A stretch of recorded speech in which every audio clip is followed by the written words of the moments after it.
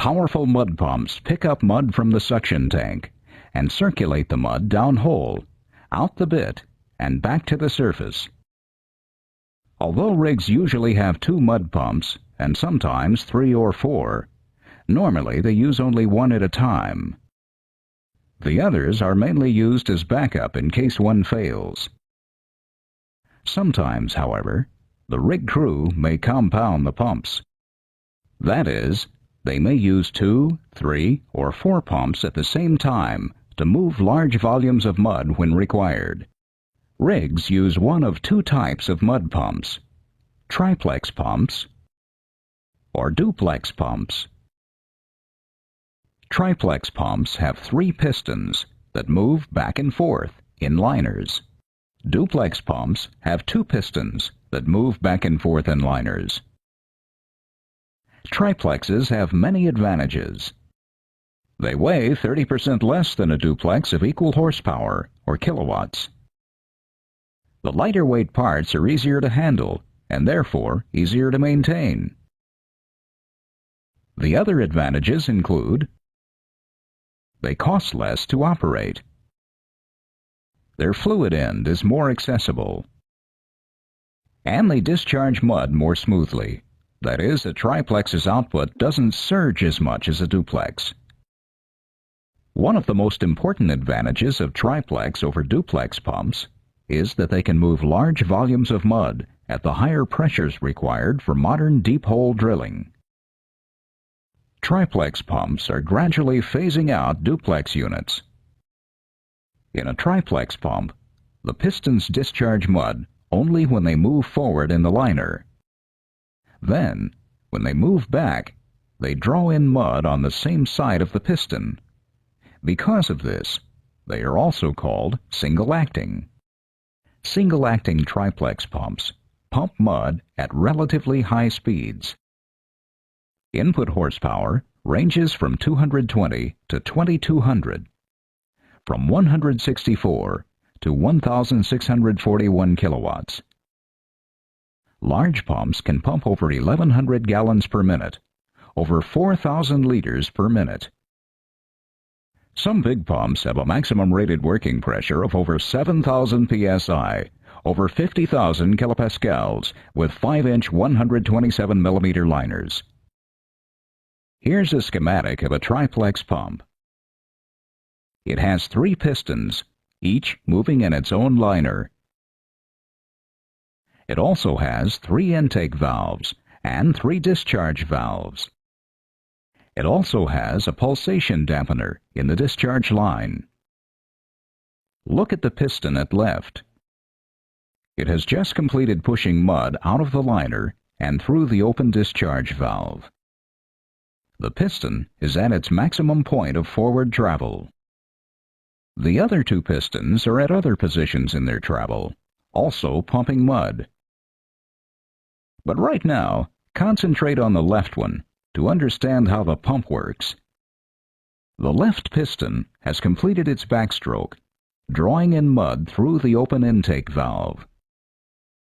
As the piston moved back, it lifted the intake valve off its seat and drew mud in. A strong spring holds the discharge valve closed. The left piston has moved forward, pushing mud out through the now open discharge valve.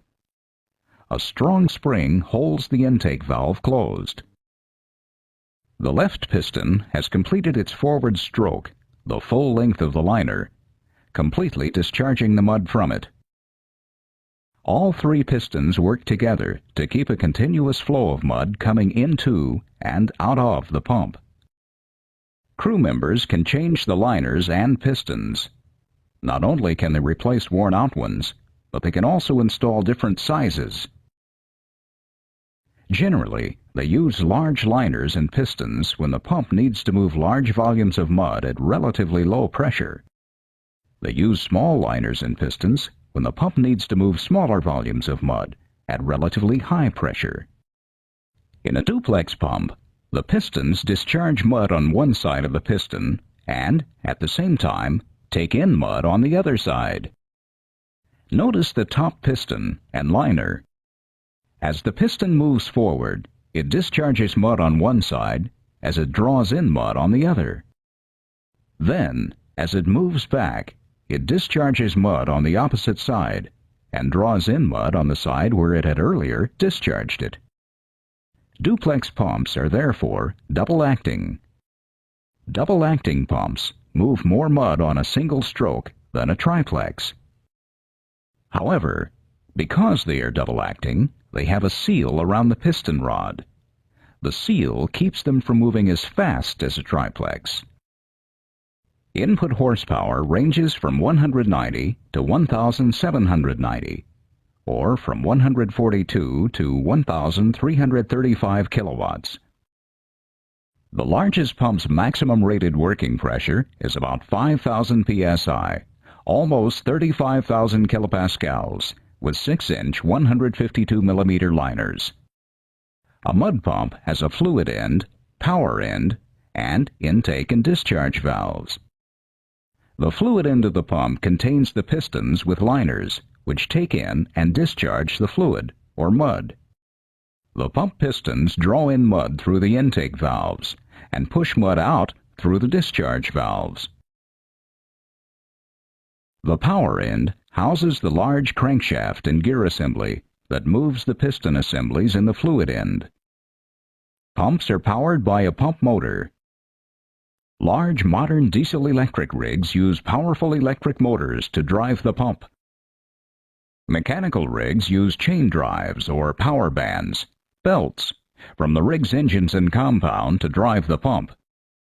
A pulsation dampener connected to the mud discharge line smooths out surges created by the pistons as they discharge mud. This is a standard bladder-type dampener. The bladder in the dampener body separates pressurized nitrogen gas above from mud below. The bladder is made from synthetic rubber and is flexible. When mud discharge pressure presses against the bottom of the bladder, nitrogen pressure above the bladder resists it. This resistance smooths out the surges of mud leaving the pump. Here is the latest type of pulsation dampener. It does not have a bladder. It is a sphere about 4 feet or 1.2 meters in diameter. It is built into the mud pump's discharge line. The large chamber is full of mud. It has no moving parts, so it does not need maintenance. The mud in the large volume sphere absorbs the surges of mud leaving the pump. A suction dampener smooths out the flow of mud coming into the pump. Crew members mounted on the Triplex mud pump suction line. Inside the steel chamber is an air-charged rubber bladder, or diaphragm. The crew charges the bladder about 10 to 15 psi, 50 to 100 kPa.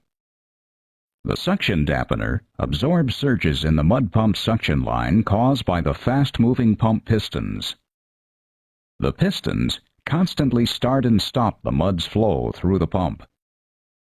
At the other end of the suction line, a charging pump sends a smooth flow of mud to the pump's intake. When the smooth flow meets the surging flow, the impact is absorbed by the dampener. Workers always install a discharge pressure relief valve. They install it on the pump's discharge side, in or near the discharge line. If for some reason too much pressure builds up in the discharge line, perhaps the drill bit or annulus gets plugged, the relief valve opens. The open valve protects the mud pump and system against damage from overpressure. Some rig owners install a suction line relief valve. They install it on top of the suction line, near the suction dampener. They mount it on top so that it won't clog up with mud when the system is shut down. A suction relief valve protects the charging pump and the suction line dampener. A suction relief valve usually has a 2-inch or 50mm seat opening. The installer normally adjusts it to a 70 psi or 500 kPa relieving pressure.